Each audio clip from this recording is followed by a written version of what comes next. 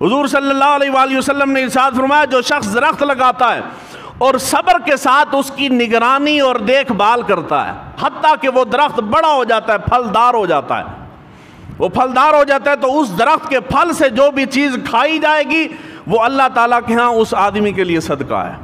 اگر ہم نے درخت لگائے ہوتے، اگر ہم نے یہ طرز زندگی نہ اپنائی ہوتی تو درجہ حرارت اتنا نہ بڑھتا جتنا بڑھ گیا۔ اتنی شدید گرمی ہے، پیسے والا اے سی لگا کے بیٹھا ہے، وہ سمجھتا ہے مسئلہ حل ہو گیا۔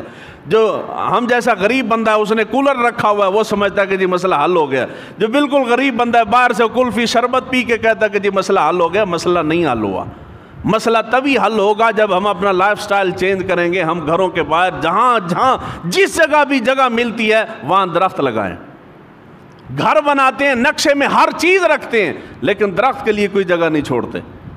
اوے اللہ کے بندے، آپ بازار میں جائیں نا، یہ جانوروں کا محکمہ ہے نا، آپ مرغیاں رکھنا چاہتے ہیں، آپ جا کے اس سے پوچھیں کہ میں مرغی رکھنا چاہتا ہوں، وہ آپ کو بتائے گا کہ ایک مرغی کے لیے اتنے اسکوائر فٹ جگہ کی ضرورت ہوتی ہے۔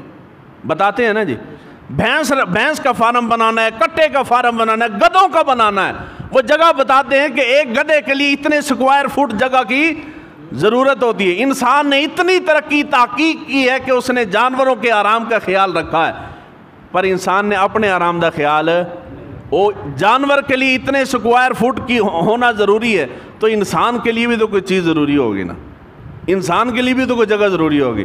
ہم نے گھر کی جگہ صابن دانیاں بنائی ہیں، بالکل بند ہے۔ اس بند گھر کے اندر کسی جانور کو بھی رکھیں تو وہ بھی مر جائے گا۔ مرغی کو باہر کی ہوا نہ لگائیں، مرغی جیتی ہے۔